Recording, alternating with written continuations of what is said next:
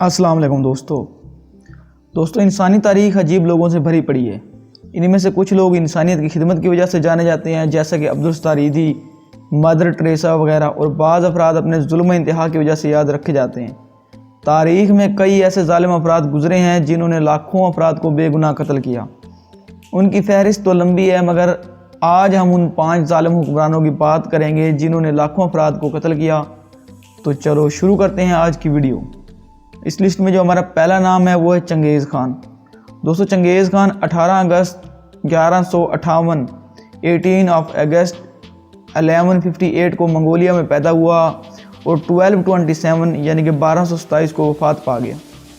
چنگیز خان منگول سلطنت کا پہلا خان تھا جس نے منگول سلطنت کی بنیاد رکھی۔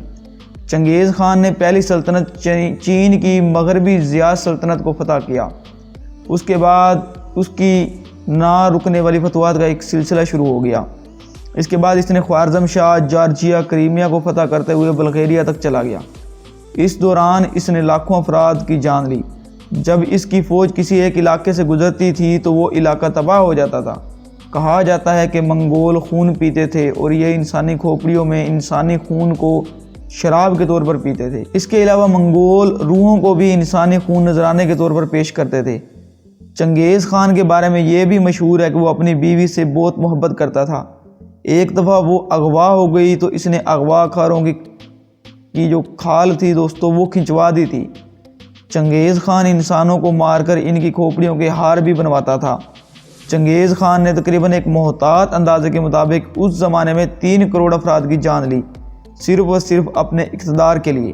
اس کے مرنے کے بعد بھی منگولوں کے ظلم نہیں رکے، بلکہ اس کے بعد بھی ان کی تباہ کاریاں جاری رہیں اور اس طرح تقریباً کروڑوں افراد جان سے جاتے رہے۔ دوستو جو دوسرا نام ہے وہ ایڈولف ہٹلر۔ ایڈولف ہٹلر کو کون نہیں جانتا؟ یہ وہ شخص ہے جس نے صرف یہودیوں کی لاکھوں کی آبادی ہلاک کی اور باقی ہلاکتیں الگ۔ ایڈولف ہٹلر 20 اپریل 1889 20 اپریل 1889 کو آسٹریا میں پیدا ہوا اور 30 اپریل 1945 کو مارا گیا۔ اس نے نازی پارٹی کی بنیاد رکھی اور 1933 میں جرمن چانسلر بن گیا۔ اس کی ڈکٹیٹرشپ کے دوران اس نے پورے یورپ میں تباہی مچا دی۔ پولینڈ پر 1 ستمبر 1939 کو حملہ کر کے جنگ عظیم دوم کی شروعات کی۔ وہ جنگ کے دوران خود حصہ لیتا رہا اور یہودیوں کی نسل کشی کا ایک عمل شروع کیا جس کو ہولوکاسٹ کہا جاتا ہے۔ اس عمل کے دوران اس نے تقریباً 60 لاکھ یہودیوں کو قتل کروایا۔ ہٹلر دراصل ایک قوم پرست لیڈر تھا جس کا ماننا تھا کہ جرمن قوم ہی یورپ میں طاقتور اور اچھی قوم ہے، اور اس نظریے کو ثابت کرنے کے لیے اس نے جنگ عظیم دوم شروع کر کے پورے یورپ کو تباہی سے دوچار کر دیا، اور اس دوران تباہی کا ایک ایسا منظر بنا جو تاریخ میں کہیں نظر نہیں آتا۔ مثال کے طور پر ہم ہیروشیما اور ناگاساکی پر ایٹم بم چلانے کو ہی دیکھ لیں۔ یہ سب ہٹلر کی وجہ سے ہوا۔ آج تقریباً 76 سال گزرنے کے باوجود بھی وہاں پر بچے معذور پیدا ہو رہے ہیں۔ غرض آج کی نسل بھی ایڈولف ہٹلر کی تباہ کاریاں بھگت رہی ہیں۔ دوستو جو تیسرا نام ہے وہ تیمور لینگ۔ دوستو تیمور لینگ بھی تاریخ کے ظالم ترین بادشاہوں میں سے ایک ہے۔ تیمور 19 اپریل 1336 کو موجودہ ازبکستان کے علاقے میں پیدا ہوا اور 17 فروری 1405 کو وفات پا گیا۔ وہ ایک ترک منگول تھا جس نے موجودہ افغانستان، ایران، سنٹرل ایشیا کو ملا کر ایک ریاست کی بنیاد رکھی جس کو تیموری سلطنت کہا جاتا ہے۔ تیمور لنگ کو جنگوں کی تاریخ میں ناقابل شکست مانا جاتا ہے اور اس کے علاوہ تیمور لنگ کی علوم و فنون اور آرکیٹیکچر سے محبت بھی مشہور ہے، جس کی مثالیں یہ ہیں کہ اس کے دور میں ابن خلدون جیسے نامور سائنسدان اور مفکر اس کے دربار میں ہمہ وقت موجود رہتے تھے۔ تیمور لنگ کو یہ اعزاز بھی حاصل تھا کہ وہ اپنے باپ کی طرف سے چنگیز خان کی نسل سے تھا اور ماں کی طرف سے مشہور ترک سردار اوغوز خان کی نسل سے تھا، یعنی مشہور اور ظالم خون اس کے جسم میں دوڑ رہے تھے۔ اس کی وجہ سے اس کی جنگی مہمات نے لاکھوں انسانوں کو ہلاک کیا۔ اس کی سلطنت اس کی وفات کے کچھ عرصے بعد ہی ختم ہو گئی۔ چوتھے نمبر پہ دوستو ہے سکندر اعظم۔ سکندر اعظم یعنی الیگزینڈر دا گریٹ کے نام سے کون واقف نہیں؟ حالانکہ یہ آج سے تقریباً 2500 سال پرانا کردار ہے، مگر اس کی ہلاکت خیزیوں کی وجہ سے دنیا اس کو آج تک جانتی ہے۔ اسکندر اعظم 356 BC میں قدیم یونان کے شہر پیلا میں پیدا ہوا اور اس نے اپنے باپ فلپ II کے بعد تخت نشین ہوا۔ اس کی زندگی کا زیادہ تر حصہ جنگی مہمات پر سفر کے دوران گزرا۔ 30 سال کی عمر تک پہنچتے پہنچتے وہ ایک بڑے عظیم تاریخی ریاست کا سربراہ بن چکا تھا، جو کہ یونان سے لے کر شمال مغربی برصغیر تک پھیلی ہوئی تھی۔ یہ بھی تاریخ کے عظیم ترین کمانڈروں میں سے تھا اور یہ بھی تاریخ میں ناقابل شکست رہنے والا کمانڈر تھا، تقریباً سوائے راجہ پورس کے، جس نے دریائے جہلم کے کنارے موجودہ پنجاب کے علاقے میں شکست دی۔ اس کے علاوہ اسکندر اعظم ہر کسی کو شکست دیتا آ رہا تھا۔ اس کی جوانی کے دوران 16 سال کی عمر تک اسکندر اعظم پر ارسطو تشدد کرتا رہا۔ پھر جب وہ تخت نشین ہوا تو اس نے ان سب کا بدلہ لینے اور یونان کو طاقتور بنانے کے لیے پرشین امپائر پر حملہ کر دیا اور فتوحات کا ایک سلسلہ شروع کر دیا جو کہ اگلے 10 سال تک جاری رہا۔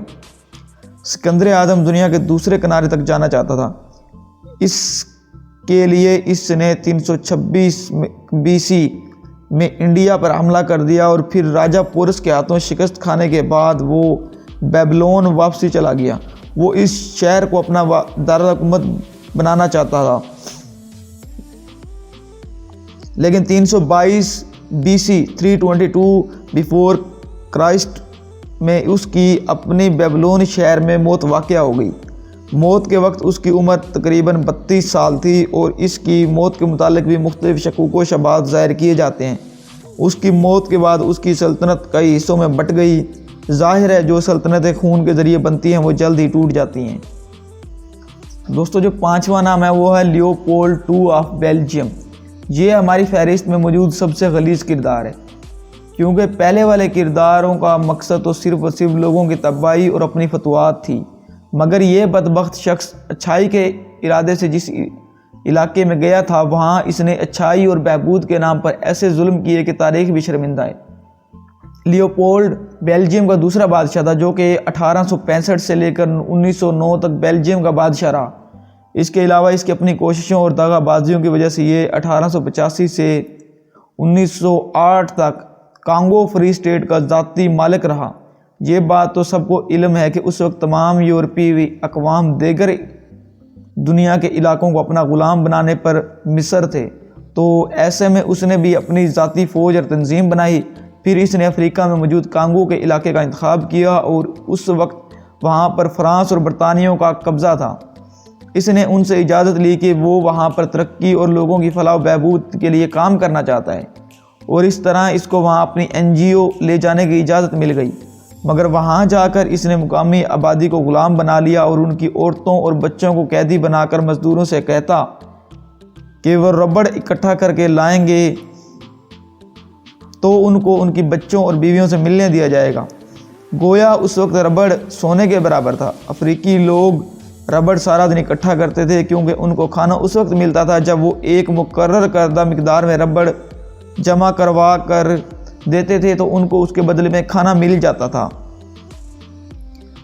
تو دوستو اس نے وہاں پر وہ ظلم ڈھائے کہ الامین والحفیظ، افریقی عورتوں اور بچوں کے ساتھ اس کی فوج جنسی زیادتی کرتی، ان کی کھال کھینچنا تو عام تھا، ان کی ہڈی توڑنا اور حتیٰ کہ انسانوں کو مارنا ان کے لیے کوئی بڑی بات نہ تھی۔ یہ ظالم وہاں سے حاصل ہونے والی رقم سے بیلجیم کو طاقتور بنانے میں لگا رہا اور ان کے خون کے ساتھ ہولی کھیلتا رہا۔ اس ایک اندازے کے مطابق اس نے بھی لاکھوں افریقی نوجوان عورتوں اور بچوں کی جانیں لی اور ان کے خون سے اپنے محل بنائے۔ تو دوستو یہ تھی ہماری کچھ لسٹ، امید کرتا ہوں آپ کو اچھی لگی ہوگی۔ اگر اچھی لگی ہے تو ویڈیو کو لائک کریں، چینل کو سبسکرائب کریں اور اپنی رائے کا اظہار کمنٹ سیکشن میں کریں۔